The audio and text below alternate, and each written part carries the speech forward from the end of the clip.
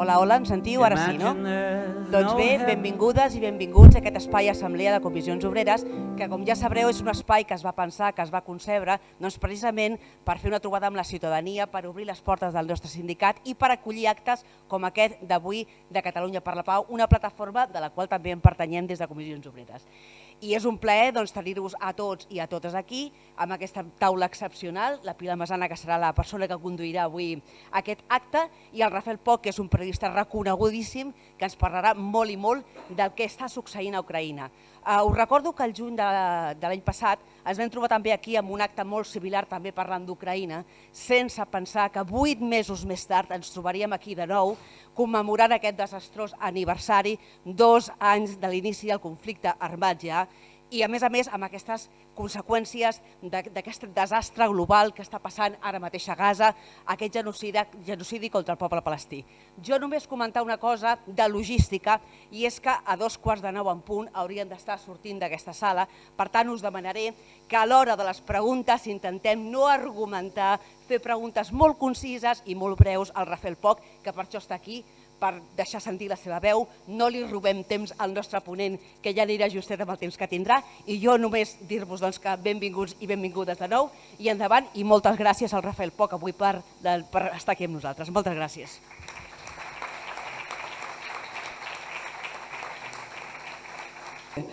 No, dic que moltes gràcies també en nom de Catalunya per la Pau i les entitats de les que formen part. És un honor estar aquí amb el Rafael Poch, una veu autoritzada, rigorosa, que ens il·luminarà i que ens ajudarà a entendre moltes de les dificultats que veiem, la gent corrent, diguem-ho així. El Rafael és una persona, una veu molt reconeguda pel seu prestigi, pel seu rigor professional. Ha estat més de 35 anys corresponsal internacional a diferents països com Rússia, Xina, Alemanya, 14 anys a Rússia. Ha estat també professor de la Universitat UNED i és autor de diversos llibres. Em comentava que l'últim que s'ha reeditat és La gran transició Rússia 1985-2002. També n'ha publicat sobre Ucraïna, sobre Xina, etc. Està clar que és un privilegi i un honor poder-lo escoltar. Però abans de donar-li la veu voldríem fer una referència com a Catalunya per la Pau a Gaza, perquè tot i que són els 2 anys i avui hem de parlar d'Ucraïna, Gaza està permanentment en el cap i en el cor, i només dic 4 coses que tots i totes les sabem, però dic que sentim moltíssima vergonya humana d'aquest desastre, sigui un genocidi o no. Aquest és un terme que no ens correspon a nosaltres. El que és segur és que és una massacre de tota la població civil innocent.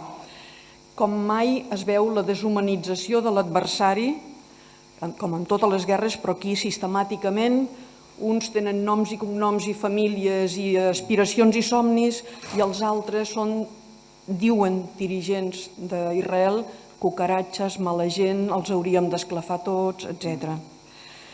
És positiu que hem vist infinitat de protestes a tot el món i també, molt important, les protestes dels jueus mostrant el seu desacord total amb aquesta situació i també protestes importants de gent que és descendent directe de gent que va patir l'Holocaust.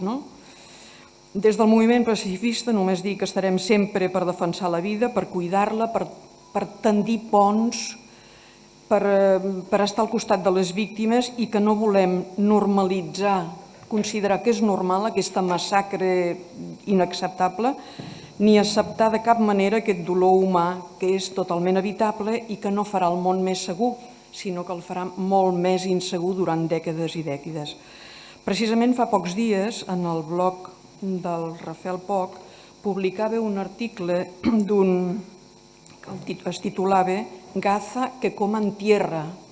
Em va interessar molt com una de les estratègies de l'Estat d'Israel és fer morir de gana a la població i per això estan impedint que entre l'ajut humanitari, l'ajut d'UNRWA, etc. Aquest periodista ha treballat més de 7 anys amb UNRWA i deia que el govern d'Israel estava molt molest amb aquesta organització perquè els seus informes havien servit en part per argumentar l'acusació de genocidi que havia fet Sud-àfrica en la Cort Internacional Penal. I llegint això entenem que l'acusació que ha sortit a continuació és que alguns membres d'UNRWA tenien relació amb la gent que va fer la matança del 7 d'octubre. Però parlen que com a molt eren 10 persones que se sospita que podien tenir alguna relació de 13.000 treballadors.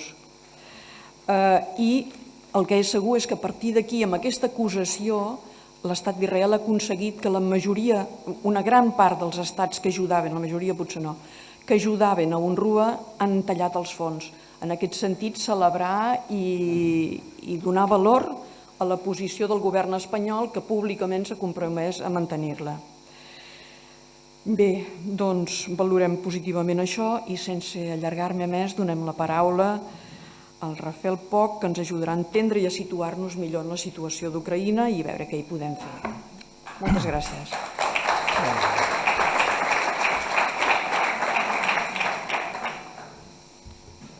Pues muchas gracias por la introducción.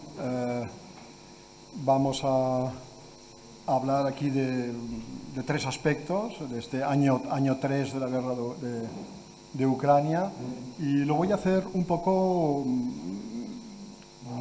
desde la idea que expresó hace poco el presidente chino Xi Jinping, diciendo que el mundo asiste a cambios sin precedentes en un siglo. O sea, vamos a hablar de Ucrania, pero también más allá de Ucrania, ¿no? Sobre Ucrania, lo primero, bueno, es decir que ha perdido la guerra, creo que podemos decirlo ya. Cuando esta empezó, aquel 24 de febrero, escribimos un pequeño opúsculo para contexto, para esa página web de Madrid. El mismo día de la invasión de Ucrania, fue algo precipitado y rápido, reuniendo materiales de aquí y allá, ¿no? Y el primer capítulo de aquel opúsculo se titulaba Hacia una quiebra en Rusia, ¿no? En ese artículo se abundaba en las contradicciones del régimen autocrático ruso, y hoy, sin negar la importancia futura de esas contradicciones, la realidad es que 2 años después, sorprendentemente, Rusia, su régimen y su economía presentan una solidez evidente, asombrosa, y que hoy el capítulo, si lo pudiéramos reescribir, se titularía más bien Hacia una quiebra en Ucrania, ¿verdad? Menciono ese error del año 1 como advertencia sobre los que puedan deslizarse en la exposición que voy a hacer hoy, porque no hay nada más imprevisible y cambiante que la guerra, ¿verdad? Así que, como decíamos, Ucrania está perdiendo la guerra. Y esta derrota o esta tendencia hacia la derrota provoca división y ajustes de cuentas en Kiev. También provoca toda una serie de cambios en la mentalidad de los ucranianos, ¿no? En el sentido de que, por ejemplo, aquella sorprendente resistencia de los primeros momentos, que fue de gran dignidad, resistencia popular, ¿no? Gente que se volcó a tomar las armas contra una invasión extranjera. En principio, el enunciado del problema es bastante claro, ¿no? Pues todo aquello se ha mantenido bastante estos años, pero siempre desde la mentalidad de que iba a haber una victoria total, es decir, que se iba a expulsar al invasor de todo el territorio ucraniano, ¿no? Bien, hoy se desea esa reconquista, pero da la sensación, según se desprende en las encuestas, de que ya hay mucha menos gente dispuesta a morir por ella, ¿verdad? El apoyo al presidente Zelensky ha decaído sustancialmente. Una encuesta de anteayer decía que al día siguiente del cese del jefe de las Fuerzas Armadas ucranianas, Zaluzhny, el apoyo a Zelensky había caído un 5%, solo en un día, ¿no?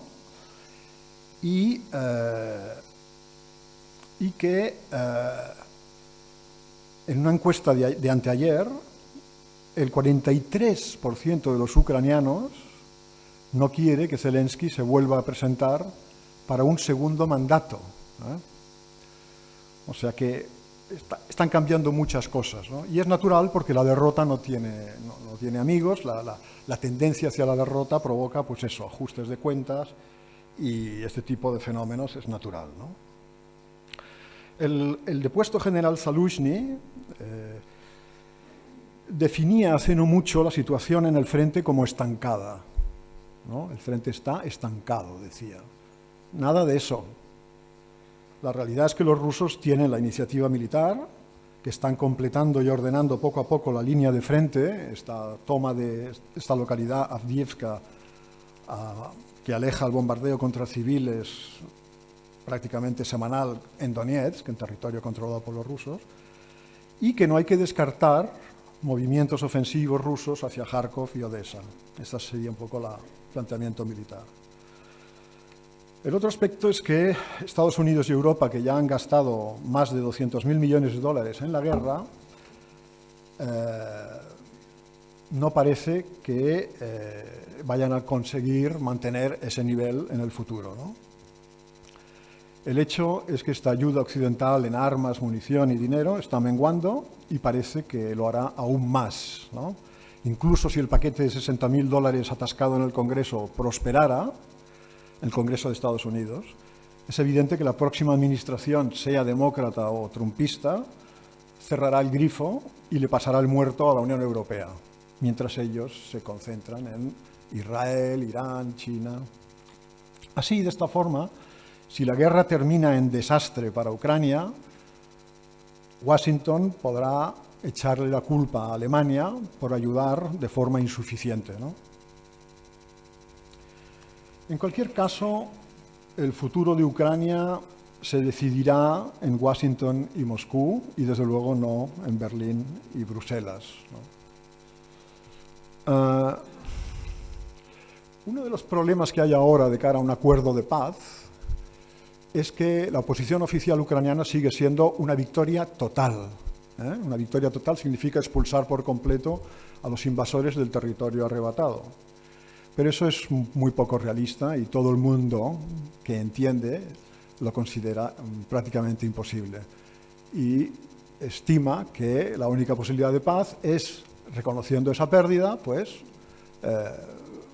cederle a Rusia esos territorios, por lo menos Donbass y Crimea, y a partir de ahí negociar, ¿no? Pero esa no es la posición oficial de Kiev y tampoco de los aliados, de los amigos europeos y occidentales, ¿no? Por más dudas que puedan tener, ¿no? Así que ese es un poco el muro con el que se encuentra la perspectiva de paz.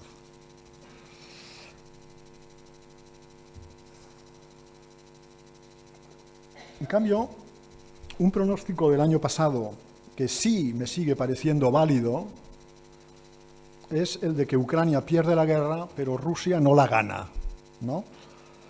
Es obvio que Ucrania deberá ceder parte de su territorio a Rusia, como hizo Finlandia tras la Guerra de Invierno de 1940, pero es muy posible, y esto es por supuesto conjetura, que la anexión de los nuevos territorios a la Federación Rusa no sea estable. Lo que quede de Ucrania y la propia OTAN se encargarán de organizar la inestabilidad de los territorios ocupados e incorporados a Rusia, profundizando lo que ya han avanzado, lo que están avanzando ya ahora, es los atentados, los ataques, asesinatos personales de los servicios secretos ucranianos con ayuda occidental, en especial británica, contra personalidades rusas y colaboracionistas. Estoy pensando en esos periodistas rusos que han sido objeto de atentado, ¿no? La chica Dugina, el Vladlen Tatarsky, incluso un diputado ucraniano considerado colaboracionista, Ilya Kiva, asesinados. Este era un hombre que salía por la tele rusa constantemente, un hombre muy exaltado. y también pues, incrementando los ataques con misiles de largo alcance sobre territorio ruso en la esperanza de crear desorden en el interior de Rusia, ¿no? Esperanza que yo creo no se cumplirá porque más bien al contrario, ¿no? Cuanto más misiles y destrucción haya en las ciudades rusas como consecuencia de estos lanzamientos de misiles británicos, franceses y sobre el territorio, pues más se afirmará en la opinión pública rusa la idea que el Kremlin promueve de que esta es una guerra de Occidente contra Rusia y que hay que defenderse porque si no nos van a machacar.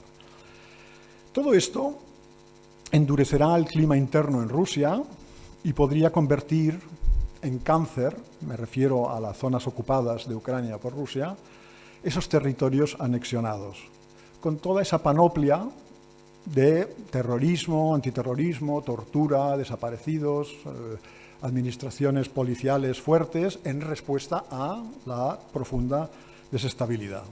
Este sería el primer punto del que quería hablar.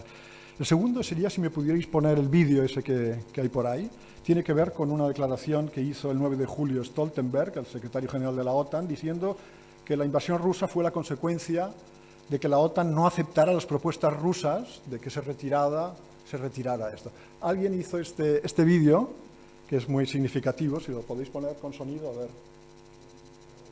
A draft treaty that they wanted NATO to sign to promise no more NATO enlargement. That was what he sent us. Esto es lo que nos And that dijeron was, los that was a rusos. precondition for not invade Era la condición para no invadir Ukraine. Of course, we didn't sign that. Nosotros So no lo he went to firmamos, war to dijimos que no. prevent NATO, more NATO close to his borders. Flashback. This is fundamentally not about NATO expansion. Es todo lo contrario de lo que la propaganda occidental ha ido diciendo. It's not about NATO expanding toward Russia. This was never about NATO. Anna Applebaum, Anna Applebaum. With NATO expansionism. And it has nothing to do Los with NATO. expertos It's not about NATO. It's not about atlantistas. NATO. It's not really about NATO. This is not about NATO. Seriously, Senador muy it's importante. not about NATO. This was never about NATO. No se trata de la OTAN, no se trata de la OTAN. This doesn't have anything to do with NATO. Nothing to do with NATO at all. Yeah, he's claiming it's like security purposes, but we can see the clear reason. But NATO is not the reason. This is not about NATO expansion. Ex embajador en Moscú, incompetente y conocido. Ukraine bans religious organizations. We are protecting democracy right now. Ukraine is banning political parties. Because it's a democracy. Ukraine restricts books and music. It's about democracy. Ukraine won't hold elections. It's about democracy. And it's not about NATO expansion. This war in Ukraine is not about NATO. Not about NATO. That's not about NATO. It has nothing to do with NATO. Nothing to do with NATO expansion. It's not about NATO expansion. Nothing to do with NATO. It isn't really about NATO. It's not about NATO. It's not about NATO enlargement. In fact, it has nothing to do with NATO. It's not about NATO encroaching. It's not about NATO. NATO is just a fictitious, imaginary adversary for Mr. Putin and for Russia. It was never about NATO. That's not what it's been about. It's been about him trying to expand his sphere of influence. Hang on, I mean, the two are not mutually exclusive. Obviously, Russia has wished for a sphere of influence over Ukraine, but if the West had not el único que dice algo challenged razonable. so directly, I think that Si Occidente there was hubiera a aceptado chance to avoid this las war. propuestas rusas, no se habría llegado a esto, ¿no? Entonces, ¿de qué He se wanted trata? us to sign a promise never to Si no es por la enlarge ampliación NATO. de la OTAN, ¿de qué We se rejected trata? that. The reason why Putin invaded La razón. Ukraine is because of his evil. Evil. Evil, ¿no? El mal, Soviet empire of evil, like President Reagan told. recrear la Unión Putin being Soviética. sick. I don't know how you negotiate peace with a madman, but Nobody Un loco. negotiated with Hitler. People are comparing him to Hitler. Hitler. And remember, Hitler. He's a Hitler. We're back when the Nazis invaded Poland. this is exactly the same. What Hitler was going to choose. This is the same. Putin will not stop. Putin is reminiscent of Hitler. Hitler. This reminds me of Hitler. Hitler. He's the new Hitler. Who Hitler? This is about a butcher trying to kill people everywhere in the world, just not Ukraine, Syria, all over the place. I hear you. Senator Lindsey Graham, always great to talk to you. Thanks so much. Thank you. All right, straight ahead. Muy bien, esto es lo que... Es una caricatura un poco de lo que es la machacona propaganda occidental en estos aspectos, sobre este asunto, ¿no? Pues bien, perdón. Bueno. Sí, un poco precipitado, sí. Bien, lo que dice el vídeo es que todo lo que ha pasado no tiene nada que ver con la expansión de la OTAN hacia el este, punto 1, y que, bueno, la razón es que Putin es malo y que es un Hitler, un nuevo Hitler, y ahí se acaba todo, ¿no? Esto es un poco la visión caricaturesca de la tesis occidental sobre esto, ¿no? Lo que yo quería decir es que, aunque en otro sentido al que manejan todos estos papagayos, porque no se puede calificar de otra manera, es verdad que el motivo de la guerra no es la OTAN ni el avance de la OTAN. La geopolítica del asedio a Rusia no es la causa de la pelea entre Rusia y Occidente, sino la consecuencia de otra cosa, del choque de intereses entre dos capitalismos, ¿no? Esto exige una digresión porque nuestra posición, nuestra publicística, nunca abunda en los aspectos materiales que hay detrás de los conflictos, ¿verdad? Por eso hay que es inevitable hacer una pequeña digresión sobre lo que ha pasado en Rusia en las últimas décadas, ¿no? Recordando en primer lugar que en los años 90 las élites postsoviéticas se dedicaron a enriquecerse vía la depredación del patrimonio nacional. Sociológicamente se reciclaron de clase administrativa en clase propietaria, ¿no? De casta administrativa a clase propietaria, ¿no? Yo a eso le he llamado siempre la reconversión social de la estadocracia, o de la nomenclatura, si queréis utilizar un término más familiar, aunque mucho menos exacto, ¿no? La reconversión social de la clase dirigente o del grupo dirigente, de la casta dirigente soviética, reinventándose como clase propietaria, burguesa, normal, ¿no?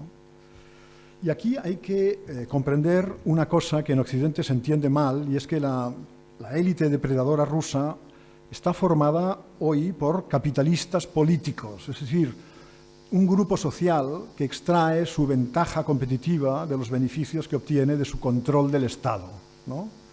Para eso necesita que el capital global le reconozca su coto privado en Rusia y en su entorno geográfico.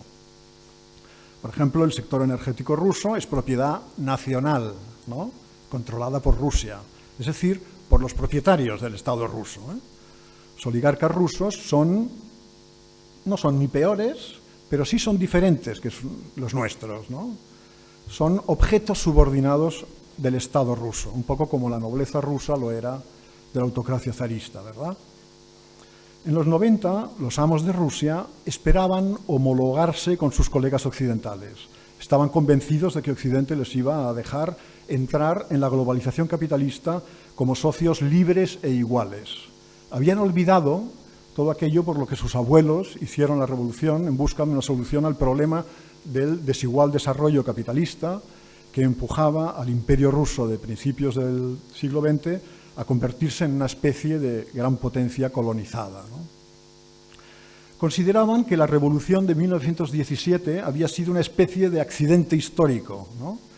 Y que con la URSS su país se había apartado de la civilización, a la que ahora se iban a reintegrar, ¿no? Moscú quería ser Nueva York, París o Londres, pero lo que la globalización capitalista ofrecía era Buenos Aires, Sao Paulo o Bombay, ¿no? Un estatuto subalterno y dependiente en el que la tercera Roma, en la identidad secular de gran potencia rusa, formulada en el siglo XVI, la tercera Roma, Moscú, debía renunciar a su identidad secular y realidad de gran potencia con su nueva burguesía en el papel de intermediaria en el comercio internacional de materias primas, de las que Rusia, como sabéis, es un número 1 mundial, ¿verdad? Los años 90 fueron una época de enormes posibilidades de enriquecimiento privado para unos pocos, y de miseria y colapso demográfico para los demás. En el ámbito internacional fueron tiempos de humillación e impotencia con la ampliación de la OTAN, el apoyo occidental al secesionismo en Rusia, mientras el ejército ruso, recordar, era batido en el Cáucaso por un puñado de miles de guerrilleros chechenos, ¿no? en un mundo sin respeto a los débiles, ¿quién iba a respetar los intereses rusos ante aquel espectáculo, ¿no? Pero todo esto, toda esta decadencia de la gran potencia, para la élite rusa iba por detrás de lo principal, que era el enriquecimiento personal y de grupo, ¿no? Una vez realizada con éxito la reconversión social, una vez habiéndose llenado ya los bolsillos, esta casta dirigente, con Putin empezó otra cosa, que era el restablecimiento de la potencia rusa y con ello el choque con el capitalismo realmente existente, no con aquel que tenían en la cabeza los exdirigentes soviéticos que idealizaban al enemigo. Se toparon con todo aquello que Lenin había explicado a la generación de sus padres y abuelos. Así que, ante una dura experiencia, la élite rusa cayó del caballo y comenzó a elaborar un plan para hacerse respetar por ese occidente que nunca entendió muy bien los procesos internos de Rusia ni sus realidades. Para nosotros, por ejemplo, en los años 90, me refiero a los corresponsales, ¿no? Y a los de izquierdas, los de derechas, un poco a todos los que estábamos por allá, más o menos, estaba bien claro que aquello era una anomalía, ¿no? Que no podía ser, que todo aquello iba a tener una reacción, tarde o temprano iba a haber una reacción, ¿no?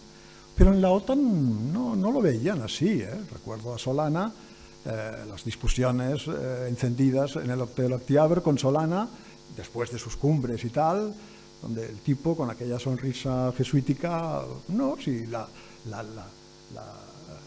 amenazas, nosotros ya no somos una amenaza para nadie, la Guerra Fría ha acabado, esto, ya, pero bueno, recordemos lo que decía Bismarck, lo importante no son las intenciones, sino las capacidades, ¿no? Cuando tú pones una serie de misiles en la frontera de un adversario, aunque tú seas una hermanita de caridad, el día de mañana eso puede cambiar y lo importante son las capacidades. Tú tienes eso y eso. Eso no lo entendían o hacían ver que no lo entendían, ¿no? Los oligarcas fueron subordinados al Estado dentro de ese proceso de restablecimiento de la gran potencia. En 2003, recordad que fue detenido Mikhail Khodorkovsky, que era el propietario de una enorme petrolera, Yukos, que quería meter a las empresas americanas en el sector energético ruso de una forma privada y que además tuvo la imprudencia de vanagloriarse en una charla con amiguetes de que gastándose 10.000 millones de dólares podía desplazar a Putin de la presidencia del país, ¿no? En el entorno geográfico de Rusia debía reconocerse un dominio, o como mínimo un condominio, en el que los intereses de la clase capitalista rusa fueran respetados por el capital transnacional occidental. La crónica de los primeros años de Putin era esto, recordar que dio todas las facilidades para las bases americanas en Asia Central, para la intervención en Afganistán, que consintió en que Transcaucasia iba a ser ya un condominio, ya no iba a ser un dominio exclusivamente ruso y que por tanto las empresas petrolíferas occidentales entraban en Azerbaiyán y tal. Todo eso estaba dispuesto a cederlo, era realista, ¿no? Ya no tenemos la potencia de antes, haremos un condominio en nuestro entorno, ¿no? Pero la élite depredadora occidental, todo eso es inadmisible. Sus compañías, a las que los gobiernos están supeditados, más bien, ¿no? Decíamos que en Rusia los oligarcas están sujetos al Estado, aquí los gobiernos están más bien sujetos a los oligarcas, ¿no? A los transnacionales, ¿no? Las compañías occidentales, el capital transnacional occidental no admiten ningún coto. Los recursos naturales de Rusia debían ser abiertos a la rapiña del capital global y los capitalistas políticos rusos deben convertirse en una mera clase compradora, subalterna e intermediaria, ¿no? Pero ese papel la élite rusa no lo acepta y ese es el problema. Y al no aceptarlo se produce el conflicto. Quiero decir con esto que si el capital occidental hubiera tenido libre acceso al control de los recursos energéticos y minerales de Rusia, y si en ese negocio la élite rusa se hubiera conformado con un papel subalterno y solícito hacia los intereses extranjeros, no habría habido ampliación de la OTAN, ni se hubiera excluido a Rusia, ni demonizado al régimen de Putin cuyas conocidas fechorías y defectos no lo hacen peor, sino bastante mejor que el de otros países amigos, como Turquía o Arabia Saudí, y desde luego mucho menos criminal en el ámbito internacional que todas estas magníficas democracias que desde el 11S han sembrado la muerte y la destrucción en todo el Oriente Medio, en el arco de Afganistán a Libia, ¿no? Con más de 4 millones de muertos, directos e indirectos, y 38 millones de desplazados, ¿no? Eso después del 11S solo, ¿no? Así que todo esto se aclara mucho si se lee en el marco de un conflicto en el que unos intentan que se reconozca su coto geoeconómico, lo que el Kremlin designa como nuestros legítimos intereses, mientras que los otros no lo admiten porque su coto es el mundo entero y Rusia y su entorno no pueden ser excepción. Lo más interesante de todo esto es cómo transforma, cómo transformará y cómo está transformando este conflicto a la élite rusa, al régimen ruso y a la sociedad rusa en su conjunto.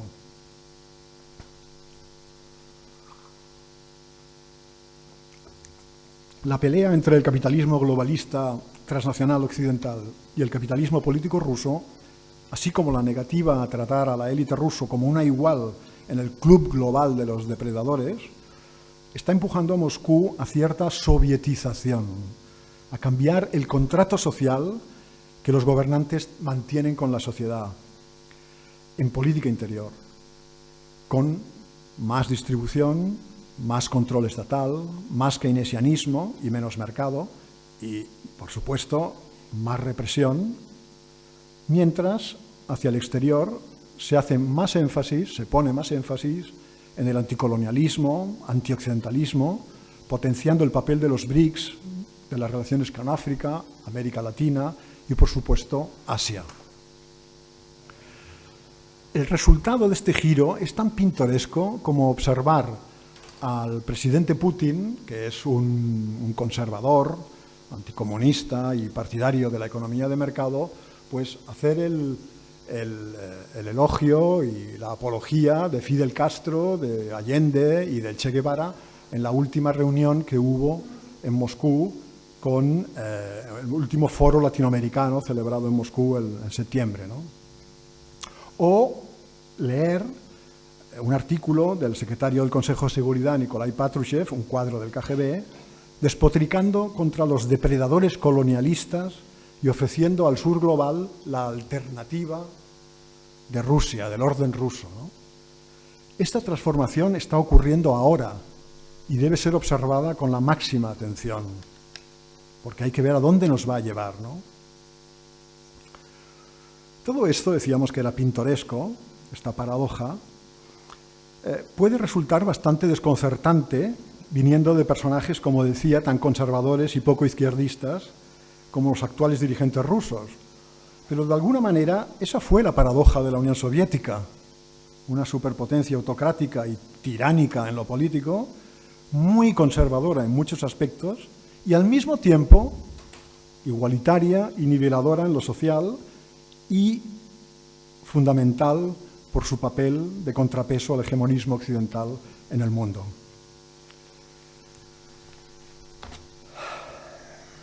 Bueno, dicho esto,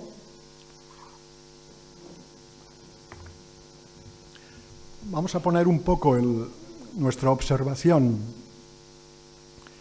en posición de gran angular, vamos a tirarnos para atrás para ver un poco el panorama más general, ¿no? Cómo este conflicto de Ucrania y esta transformación de Rusia se articula, digamos, dentro del panorama global, ¿no?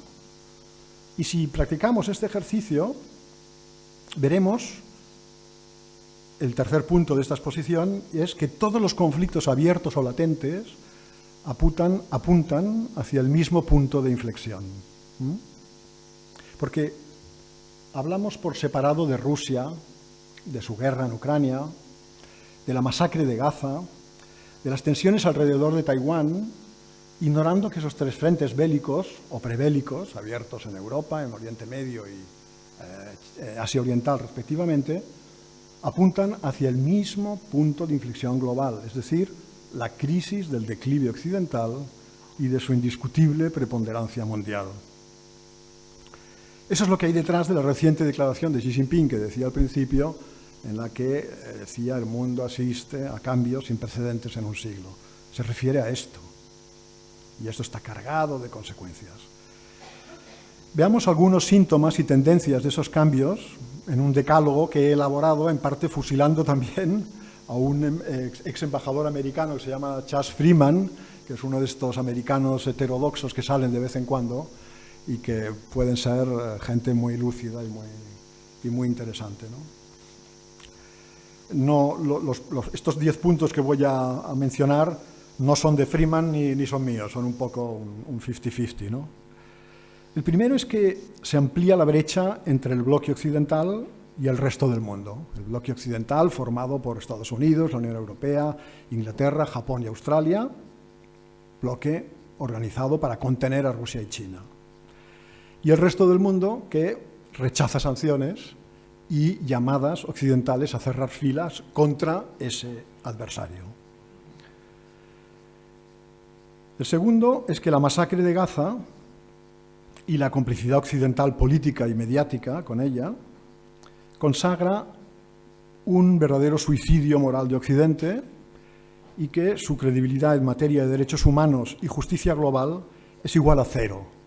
Su doble rasero al medir a Ucrania y Gaza es evidente. El tercero es que el esfuerzo por excluir a Rusia de Europa se vuelve contra Europa, refuerza la gran Eurasia y debilita a Occidente ante el resto del mundo. La exclusión ha resultado en que Moscú mire a Oriente para trazar sus asociaciones estratégicas y ponga fin a 300 años orientada a la integración de Rusia, todo aquello que empezó con Pedro I, con el zar Pedro I en el siglo XVIII, ¿verdad? La Rusia eurasiática se ha hecho mucho menos dependiente de la Unión Europea, sus industrias estratégicas, corredores de transporte e instrumentos financieros dependen menos de Occidente, y al mismo tiempo su enfoque hacia Asia fortalece la cooperación entre India y China, que era complicada, ¿no? Ahí Rusia actúa como factor moderador, ¿no?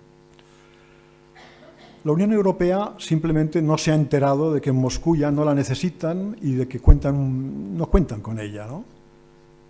Ellos siguen pensando que el objetivo de Moscú es, de una u otra forma, la integración con o la integración en Europa, ¿no? Pero eso no es así. El objetivo de Moscú es la integración en la gran Eurasia, en una nueva macrorregión que además tiene un dinamismo económico superior y que, al revés, el propósito es, digamos, merendarse a la Unión Europea dentro de ese gran macroproyecto en el que la fuerza motriz, evidentemente, no es Rusia, sino China, ¿no? Pero claro, Rusia pone sus ingentes recursos, que son importantes, y su arsenal militar. Las sanciones se vuelven contra la Unión Europea, que importa petróleo y derivados rusos de India y compra el gas licuado a Estados Unidos entre 3 y 4 veces el precio del gas ruso, lo que lastra su economía, ¿no? El resultado, Rusia es la primera economía de Europa, esto ya es oficial, y Alemania está en recesión. Cuarto punto, la Unión Europea se hace más dependiente política y económicamente de Estados Unidos y con ello se debilita. Quinto, la iniciativa china de la nueva ruta de la seda amplía su peso en Asia y en África Oriental, claramente, desplazando la influencia de Estados Unidos. América Latina desarrolla sus relaciones con China, India e Irán y también con Rusia, erosionando la hegemonía de Estados Unidos en el hemisferio occidental. Sexto, las sanciones occidentales estimulan la reorganización industrial de Rusia y la integración entre Rusia, China e Irán para programas comunes civiles y militares. El séptimo es también muy importante y es que la confiscación de las reservas en dólares de países como Irán, Venezuela, Rusia o Afganistán complica la capacidad de Estados Unidos de financiar su proyección global.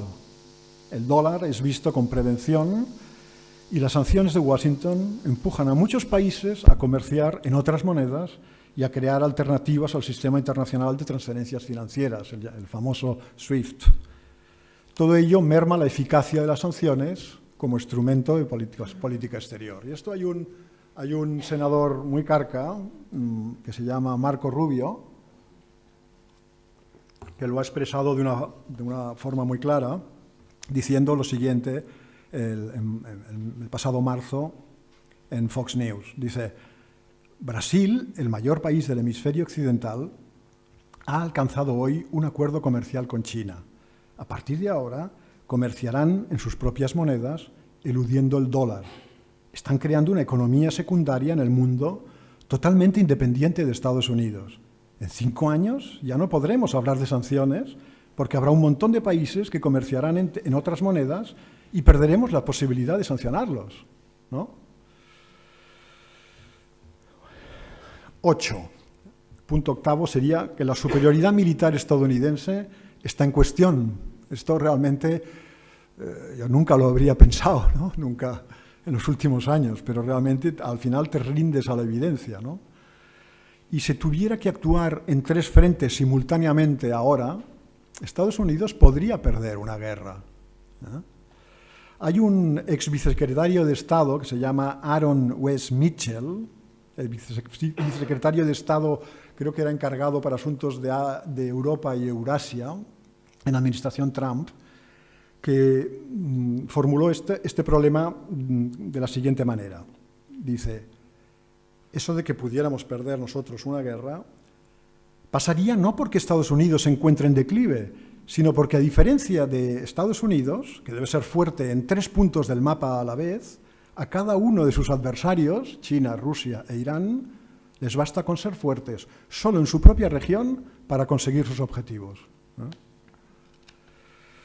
El punto 9 es también, bueno, es sumamente inquietante, y es que el riesgo de una guerra nuclear, he hablado muchas veces de esto, es mucho mayor hoy que durante la Guerra Fría. Esto ya creo que lo entiende todo el mundo, ¿no? Los 3 frentes abiertos hoy, o tanto abiertos o latentes, implican a por lo menos 5 potencias nucleares, ¿no? Estados Unidos, Israel, Rusia, China y Corea del Norte, ¿no? 7 si incluyéramos a Francia y a Inglaterra, ¿no? Y el 10º, que este sí que es de Chas Freeman, pero creo que tiene sustancia, dice: hay un creciente descontento con el sistema de dominio americano de finales del siglo XX y un deseo también creciente de sustituirlo por un orden multipolar basado en la interacción de diversas potencias líderes en sus respectivas regiones. Pero, hasta ahora, dice Freeman, nadie se ha planteado a qué conducirá el nuevo sistema internacional que implica una interacción entre estados más compleja que antes. Por lo que hay que recordar el viejo dicho: cuidado con lo que deseas porque puede hacerse realidad. Bien, y ya para acabar, simplemente decir que todas estas cábalas y pronósticos sobre la correlación de fuerzas global, pues serían anecdóticas, serían veniales, si no fuera porque la dinámica del conflicto en el que estamos entrando es muy contradictoria, es sumamente contradictoria con el momento que atraviesa la humanidad en este siglo, ¿no? Lo repito siempre porque me parece que es el pilar de todo, ¿no? En nuestra época la humanidad vive una carrera con el tiempo, ¿no? Época de retos existenciales irresolubles sin una gran concertación internacional. Retos, por supuesto, como el calentamiento global, que crecen y se incrementan conforme no se actúa contra ellos. Esa es la gran amenaza del calentamiento global, por eso hablo de una carrera con el tiempo. La proliferación nuclear, bueno, se puede convivir con ella.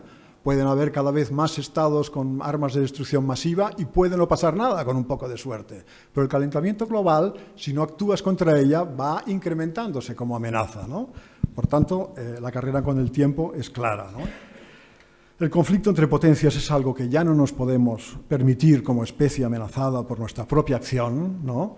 Es decir, por el metabolismo del sistema socioeconómico inventado por Occidente hace un par de siglos, ¿no? Y eso es todo, y ahora si queréis podemos charlar un poco.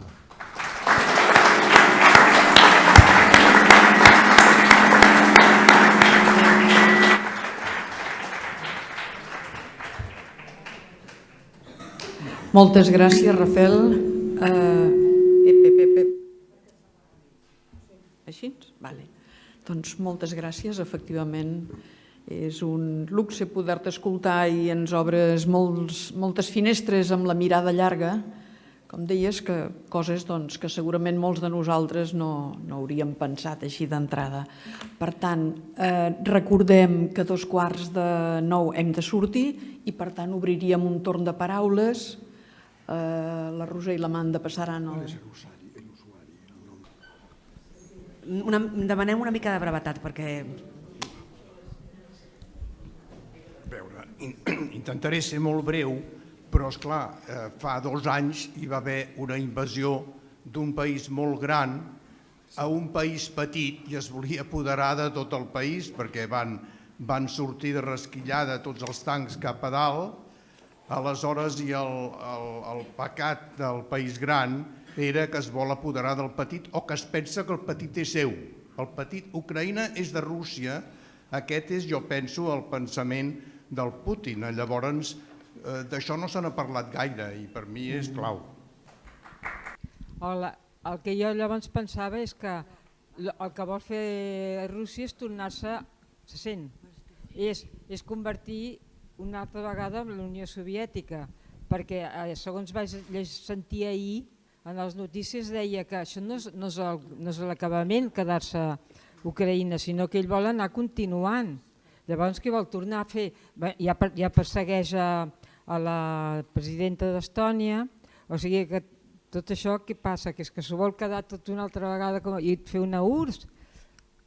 O sigui, quina defensa tenim nosaltres davant de tota aquesta... d'aquest pensament que té Rússia, no?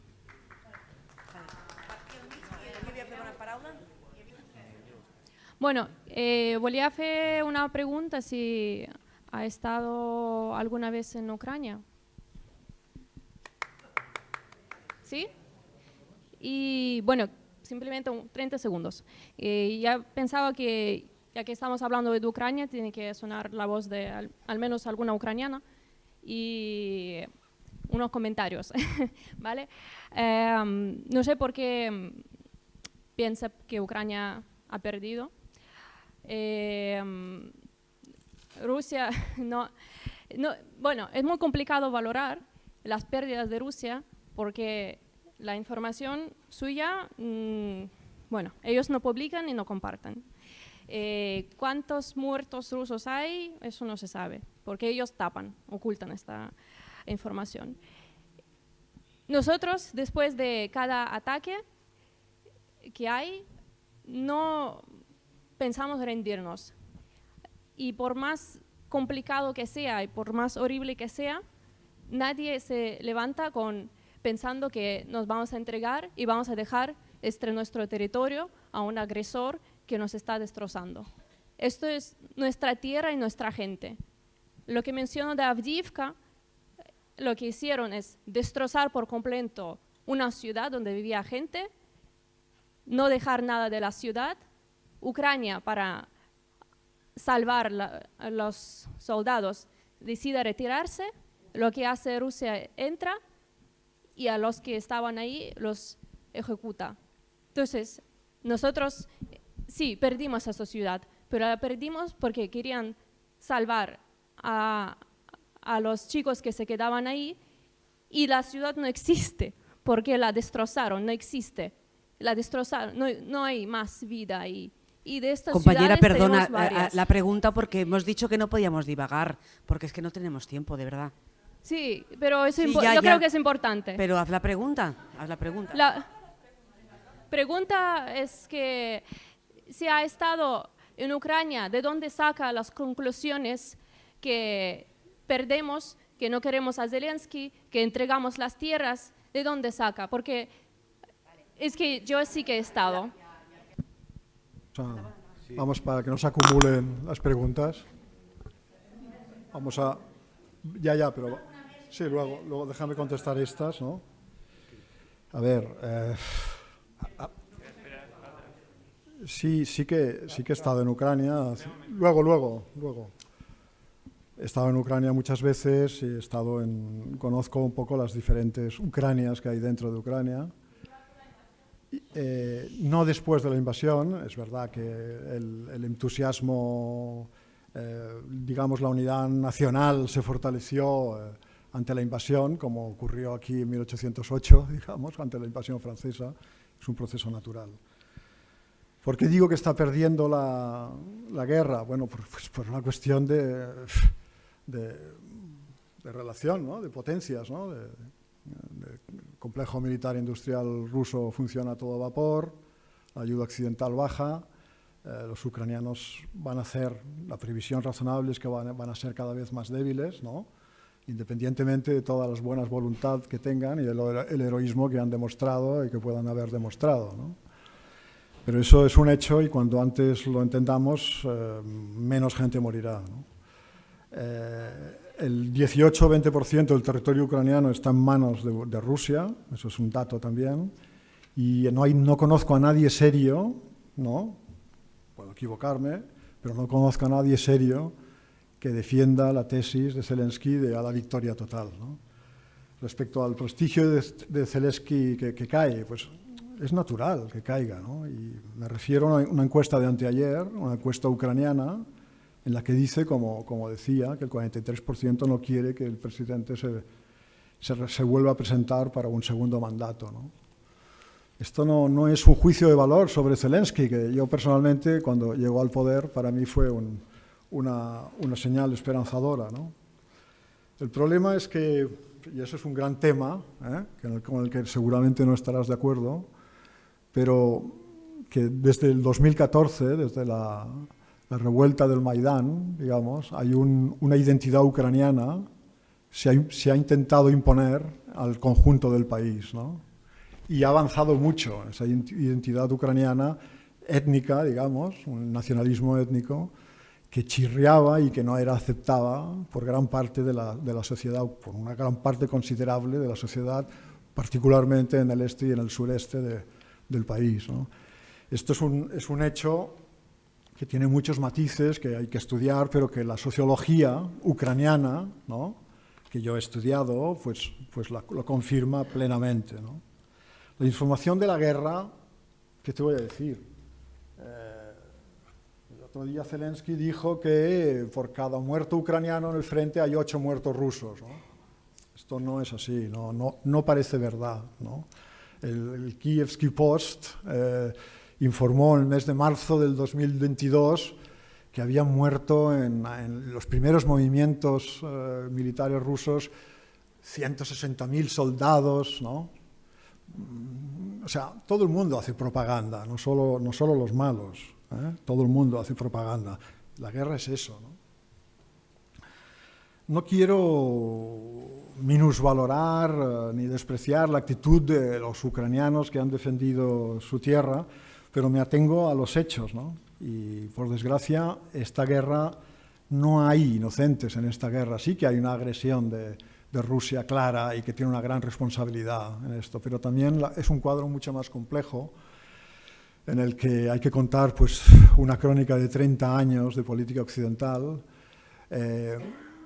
una incompetencia y ceguera de los dirigentes ucranianos por perder de vista la realidad de su propio país, ¿no?, de su país, con su diversidad identitaria, que era la gran riqueza de Ucrania, ¿no?, y quererla convertir en una Ucrania uniforme, ¿no?, eliminando, digamos, a los ucraínceos, ¿no?, a los que no eran suficientemente ucranianos, ¿no?, del este de Crimea, ¿no? Quiero recordar, por ejemplo, que hace poco una alta funcionaria ucraniana explicó que si se reconquista Crimea, pues hay por lo menos 200.000 colaboracionistas a los que habrá que pedirles responsabilidades penales. O sea, para mí está muy claro que la mayoría de la población de Crimea no quiere volver a Ucrania. Y seguramente una mayoría de la población del Donbass, ¿no?, que sufre semanalmente bombardeos contra población civil, infraestructuras, exactamente igual que lo sufren los ucranianos de la Ucrania que queda, ¿no? Pues tampoco, ¿no? Entonces esa es la realidad que no hay que perder de vista. Y hay algunos autores ucranianos que están diciendo, que ya decían antes de empezar la guerra y que han vuelto a decir que, ostras, deshagámonos de estos medios rusos del este y del sur y afirmemos la Ucrania de verdad, sin esos territorios podríamos funcionar mucho mejor, ¿no? Y luego otro aspecto, y es los llamamientos a filas cada vez se rehuyen más, ¿no? Hay claras declaraciones de los responsables de los puntos de reclutamiento, por ejemplo en Lvov, una de las ciudades más nacionales, digamos, diciendo que solo 1 de cada 5 llamados a filas acuden, ¿no?, a la llamada. La situación ha cambiado mucho con el principio de la guerra, cuando al revés, ¿no? Todo el mundo fue espontáneamente a tomar las armas y a defender el país. Pero claro, después de la carnicería que ha habido, bueno, yo desde luego sería uno de los que no acudiría al llamado de la patria, ¿no? Porque realmente es una carnicería lo que está habiendo, ¿no? Vale. Respecto a las demás preguntas, pues yo creo que la invasión rusa del 2022 no pretendía quedarse con toda Ucrania, ¿no? Yo creo que la cómica y ridícula caracterización rusa de la invasión como operación militar especial tiene mucho sentido, ¿eh? Porque recordemos que yo creo que los rusos se creían que iba a haber un paseo militar, ¿no? Y que se iban a crear una situación, iban a meter 100.000 soldados allá, el gobierno iba a entrar en pánico, la población pues se iba a asustar y se iba a producir un cambio de gobierno automáticamente en Ucrania, un gobierno pues solícito con los intereses rusos, y ahí se acabaría todo, ¿no? No pasó eso, pasó guerra, ¿no? Pero eso era el propósito de los rusos, ¿no?, inicial, ¿no? No querían quedarse con toda Ucrania, ¿no?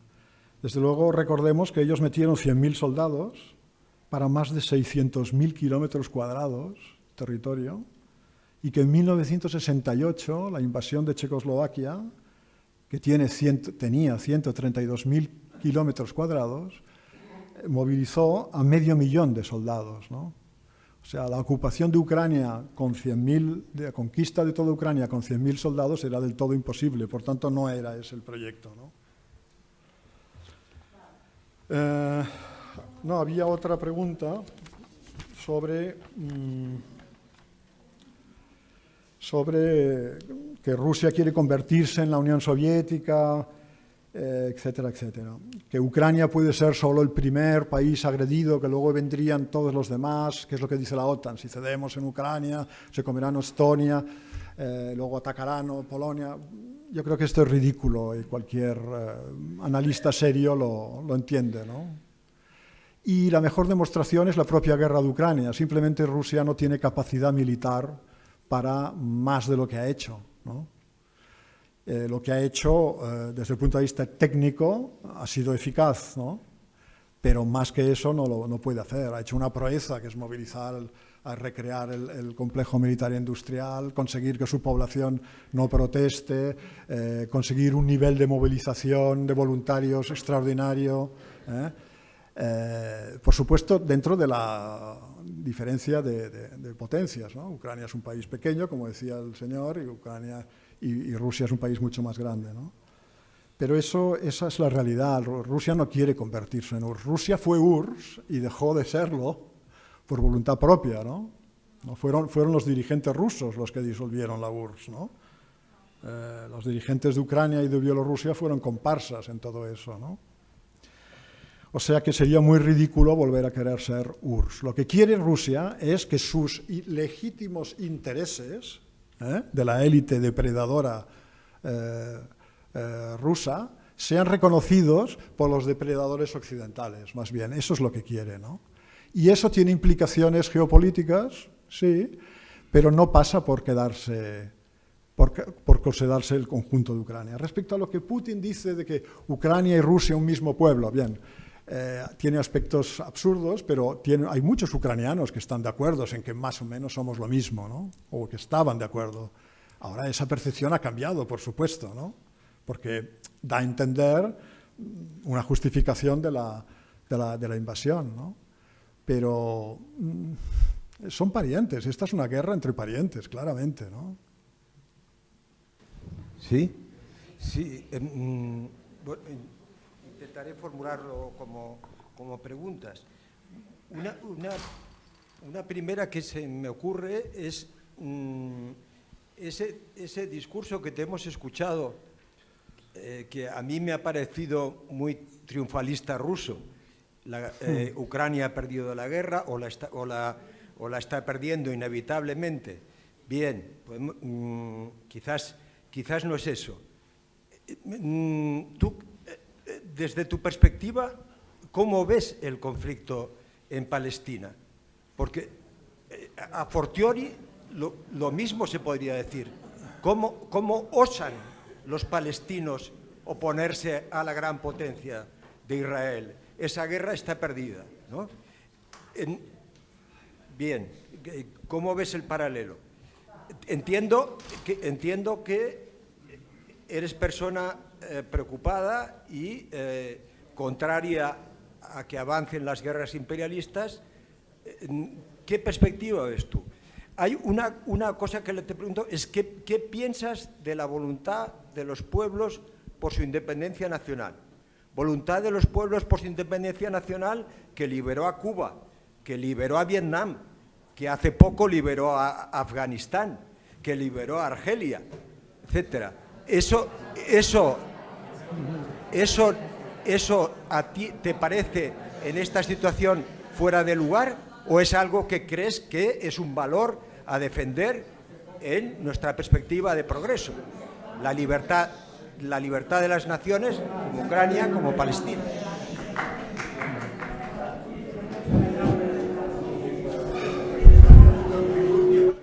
Hola, mire, yo solo... A veure... ¿Cómo se llama usted? Bona tarda. Dues preguntes Rafael? radicals i Señor curtes. Ja està. A veure, dues preguntes. Una, dius que la idea de Rússia no era envair Ucraïna, però els tancs que anaven de Bielorússia a Kiev anaven directes a Kiev. És a dir, això era la presa de poder del país. Segona pregunta. Tu creus que Trump i els republicans americans estan ajudant a Putin amb el bloqueig dels diners dels Estats Units a Ucraïna i fan la pinça perquè, a més, així Biden pugui perdre les eleccions? Toma ja. Señor Rafael, quiero dirigir la pregunta a usted personalmente y a todos que están aquí sentados y llenan aquí la sala esta de palabras para parar la guerra y todo esto, Ucrania ha perdido y tal. Yo quiero hacer una pregunta simple. Yo soy Ocupa. ¿Usted me regalía su casa? ¿Me va a dejar su casa para que yo viva sin echarme de ahí? Simplemente quiero que responda cada uno a esta pregunta. Después otra, va a entender perfectamente. Otra, que yo, viviendo en Ucrania, vivía muy feliz. No había trabajo, sí, vine para buscar trabajo aquí. Pensando que aquí hay gente que entiende de lo que hay. Usted dice que hay que parar la guerra. ¿Por qué no va a Rusia y no obliga a Putin que saca de allí las tropas y lo dejan las tierras ucranianas en paz? Porque es un país soberano.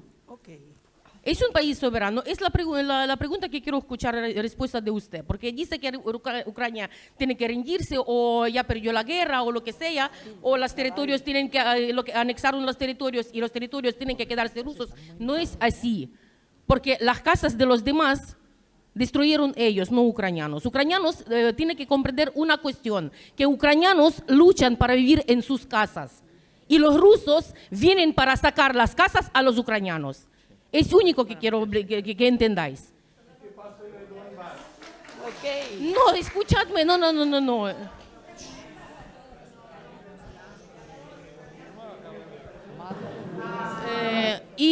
siguiente, yo quiero saber la solución que usted ofrece a Ucrania para solucionar lo que hay ahora allí. Mi pregunta era muy simple. Hace 2 años, en el mes de abril, en Turquía, habían papeles, había la delegación ucraniana y la delegación rusa, con un documento de 49 páginas que se podía firmar la paz. ¿Por qué llega el señor Johnson y le dice al señor, estos mascalí que se vayan? No. ¿Quién no ha querido firmar? Rusia quería firmar y el documento está, 49 páginas. ¿Respondre? Bueno, todo puede resumirse en una sola...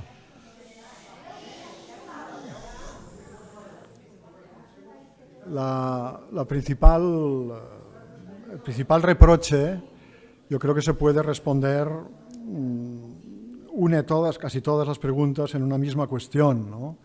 Es la voluntad popular, la soberanía popular, ¿no? El respeto a la soberanía popular, ¿no?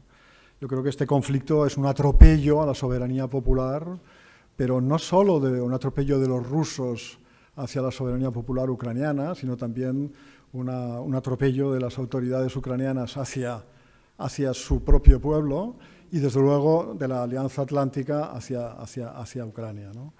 ¿Por qué lo digo? Bueno, eso son una crónica de muchos años, ¿no? Las cosas no empezaron en el 2022, empezaron mucho antes, ¿no?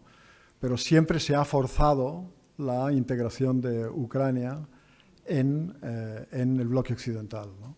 Contra la opinión de una gran parte de la población ucraniana, ¿no? Yo creo que el papel de Ucrania era, pues, el papel ideal de Ucrania era un poco el de puente entre ambos. Es un juego que practicaron los presidentes ucranianos con mucha eficacia hasta que se rompió la baraja en el 2014, ¿no? Es un poco jugando con unos y otros, ¿no? E intentando sacar provecho de ambos polos, ¿no? Esto se rompió en el 2014 yo diría que sobre todo por responsabilidad occidental, ¿no? Pero bueno, comprendo que haya opiniones diversas sobre esto, ¿no? Pero recordemos que en el 2008, por ejemplo, había solo un 20% de la población ucraniana quería ingresar en la OTAN, ¿no? Y un 30% quería ingresar en la alianza, en el mecanismo de seguridad con Rusia, ¿no? Y otro 30% prefería pues un orden no alineado, que por cierto estaba metido en la constitución ucraniana, ¿no? A pesar de eso, la cumbre de Bucarest de la OTAN decidió, pues, proponer el ingreso de Ucrania en la OTAN, ¿no? Y los gobernantes ucranianos, especialmente después del 2014, se volcaron automáticamente en favor de esa perspectiva, ¿no? Esa perspectiva, digamos, de integración en Europa occidentalista, atlantista, ha ido naturalmente ganando partidarios en la Ucrania, digamos, que queda, por motivo de la invasión, ¿no? Es muy comprensible, ¿no? Pero no tiene nada que ver con la soberanía popular, ¿no? La opinión de los ucranianos siempre fue atropellada, ¿no? La solución sería, pues, que se aprobara, que se tuviera en cuenta la opinión de los ucranianos, ¿no? La opinión del pueblo ucraniano. ¿Pero de qué pueblo ucraniano? ¿Del pueblo de la población de Kiev, de la población de Simferópol, la población de Donetsk? No son las mismas opiniones, ¿no?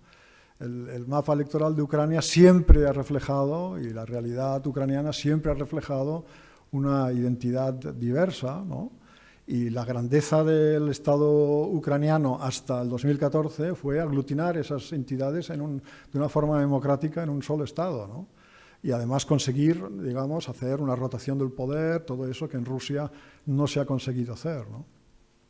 Eso era un plus que todos reconocíamos a Ucrania, pero en el momento en que la dirección ucraniana, después del 2014, decide, ahora vamos a hacer la verdadera Ucrania, entendiendo por verdadera Ucrania la concepción etnonacionalista de los nacionalistas, digamos, del Piamonte ucraniano, de Ucrania Occidental, pues eso se rompió, ¿no? Y ahí hubo elementos de guerra civil. En el 2014 empezaron toda una serie de revueltas, ¿no?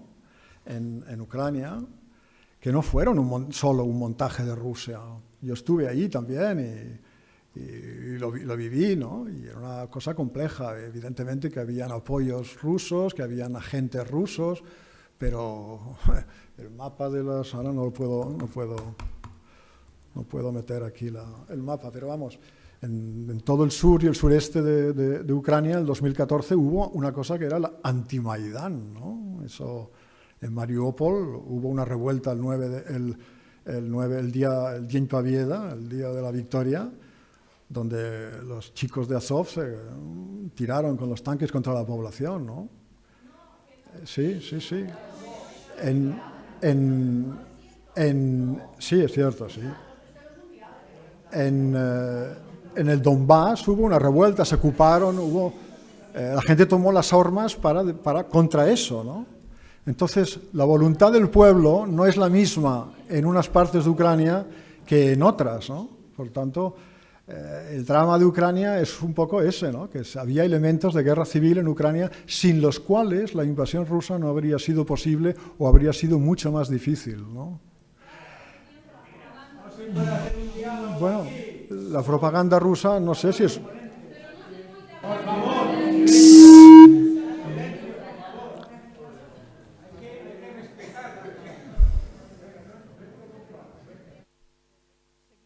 Seguim amb les preguntes, sisplau, o ja...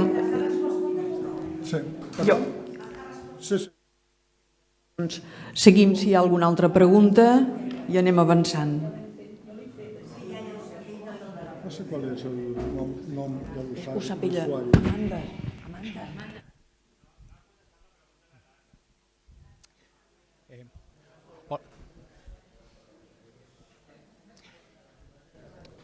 Hola, bueno, gracias por este foro. Yo tenía una pregunta. La figura de Putin como elemento, digamos, de equilibrio, ¿no?, entre los siloviki y otros elementos de Rusia y también como moderación, en el caso de una posible sucesión, ¿cómo encajaría en todo este contexto? Bueno, el régimen ruso es un régimen bonapartista que depende mucho del líder, ¿no? Si, por ejemplo, muriera Putin mañana, habría un serio problema para todo, ¿no?, en Rusia, ¿no? O sea, realmente sería un serio problema. El problema de la sucesión del líder en un sistema autocrático es muy complicado, ¿no? Porque provoca tensiones, provoca pues, jugadas entre los diferentes grupos de poder y eso sería muy peligroso. Pero mientras el líder bonapartista esté vivo y en buena salud y con la actividad que demuestra, que despliega, pues lo tienen bien, ¿no? Esa es la. Yo quiero. Hay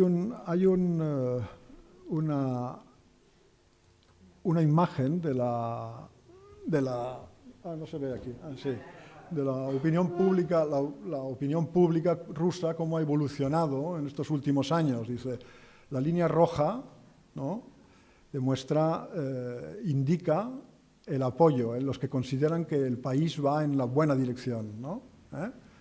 Y abajo salen los años. En el 98, solo menos de un 10% consideraba que Rusia iba bien, ¿no? En el 2000, a partir de que llega Putin, la cosa va mejorando, ¿no? Tiene sus altibajos, ¿no? En el 2014 sube con la invasión de Crimea, ¿no? Luego se estanca un poquito y con la invasión vuelve a subir y hoy está por encima del 70%. Esto es una encuesta del centro Levada de Moscú, que es considerado por las autoridades rusas un centro vendido a Occidente, digamos, ¿no? Es por eso que es doblemente interesante, ¿no?, que refleja la realidad, ¿no? La opinión pública rusa. No sé qué... Lo de Gaza, es que... Lo de Gaza... No sé, ahí hay un artículo de Craig Murray, tremendo, publicado el otro día, en el que dice, que es un ex embajador británico, que ahora es uno de los grandes defensores de Assange, en el que dice que el genocidio en Gaza, o más precisamente el apoyo activo y práctico de las principales potencias de la OTAN al genocidio en Gaza, me ha obligado a reevaluar mis opiniones sobre Ucrania de una manera más comprensiva con la narrativa rusa, dice. En particular, fui complaciente en mi actitud desdeñosa hacia el argumento de que las potencias occidentales respaldarían la limpieza étnica y la masacre en el Donbass. No creía que eso fuera posible, ¿no? Es el genocidio con el que nos castigaba la propaganda rusa, ¿no? Y todo eso, ¿no? Pero las mismas potencias que están financiando y armando a Ucrania están financiando y armando un genocidio por parte de fuerzas israelíes supremacistas raciales en Gaza. Por tanto, esa hipótesis es completamente plausible, ¿no? Y a mí lo que más me ha hecho pensar de lo de Gaza es que es imaginable que los problemas que tenemos en el mundo de hoy, ¿no? de desigualdad y de calentamiento global, se resuelvan de una forma expeditiva, ¿no? de genocida, digamos, ¿no? Si el genocidio en Gaza ha sido posible, está siendo posible, pues ¿por qué no? Y los medios de comunicación, y cuidado, estoy hablando de los medios de comunicación españoles, porque es mucho peor la situación en Francia o en Alemania, ¿no? A nivel de medios de comunicación, ¿no? Es realmente espeluznante. El otro día, Serge Halimi, el director del Le Monde Diplomatique, publicó un artículo diciendo que el periodismo francés se ha convertido en un peligro público, ¿no? Realmente, comparado con el informe que estamos teniendo en España de Gaza, vamos, es muy bueno el español comparado con el que tienen allá, ¿no? Es increíble, pero es así. Entonces, si eso ha sido posible con Gaza, está siendo posible con Gaza, ¿por qué no puede ser posible con los grandes problemas que va a crear la emigración del calentamiento global, ¿no? ¿Por qué no llegará un momento en que eso se justificará o simplemente se borrará de la escena, ¿no? Es difícil, porque aquí este genocidio lo estamos viendo en directo, pero lo que nos demuestra Gaza es que aquel que no tiene padrinos poderosos, con ese se puede hacer cualquier cosa, ¿no? No es el caso de Ucrania, porque el caso de Ucrania es precisamente el inverso, ¿no? Ucrania tiene a los países más poderosos detrás, ¿no? Los más poderosos, ¿no? Y les han dado pues, muchísimo dinero, muchísimas armas, y le han dado todo lo que han podido dar. No por bondad, sino porque querían fastidiar a los rusos, ¿no? Quieren agotar a Rusia, ¿no? Eso está en las declaraciones de las primeras figuras, y quieren agotar a Rusia como primer capítulo del gran combate que ellos imaginan contra China, que es lo que está detrás, ¿no? Por tanto, esa es la dinámica general, ¿no? Y la sufrida población de Ucrania está pagando el precio de un juego que supera con mucho los problemas de la soberanía y de la integridad territorial de Ucrania, ¿no? Ese es el gran drama, ¿no? Yo creo que el futuro de Ucrania, si tiene un futuro democrático, que es algo que está por ver, ¿no? Es la reconstrucción de la Ucrania de antes del 2014, es decir, una Ucrania democrática que reconozca la pluralidad de identidades de su interior, de que se puede hablar ruso y ucraniano y ser igualmente patriota, ¿no? De que se puede tener una opinión sobre la Unión Soviética positiva y seguir siendo pues, un patriota ucraniano, etcétera, etcétera, etcétera. Y no una Ucrania que solo admite el marco mental etnonacionalista de la Ucrania occidental, que ahora se ha ampliado al resto del país no ocupado por los rusos, ¿no? Claro. Sí. Sí, sí, sí. Sí, sí. Sí, sí. Eso es algo que está demostrado y que el presidente de... El documento lo tengo yo, o sea, que igual que lo tengo yo, de 49 páginas lo pueden tener. El jefe del grupo parlamentario del partido de Zelensky, que era el jefe de la negociación en Estambul, pues lo reconoció, ¿no? Y yo no creo que fuera tanto Johnson, porque Johnson era la chica de los recados de Washington, ¿no? Pero sí, fueron... Sí, sí. Sí, sí, eso es un hecho. Ellos no quieren. Y también yo creo que los rusos ahora no están interesados en un acuerdo de paz, ahora, porque tienen la dinámica a su favor, ¿no? Y bueno, yo creo que sí que estarán dispuestos a llegar a un acuerdo de paz, para el que preguntaba la solución, pero una paz que incluya pues las ganancias territoriales de Rusia, el grueso de esas ganancias, que yo considero que no tienen por qué ser estables a medio y largo plazo, pero que sin eso es muy difícil que la guerra se pare, ¿no? Y mientras no se pare, seguirán muriendo pues hombres y civiles, pero sobre todo soldados y sobre todo ucranianos, porque tengo la impresión de que mueren mucho más ucranianos que rusos, ¿no?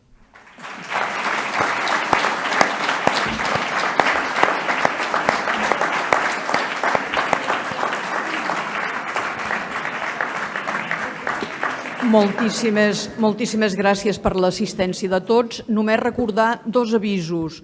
Dissabte a la tarda farem una concentració davant del Consolat dels Estats Units a les 5 de la tarda i una altra davant del Consolat de Rússia a les 5 de la tarda.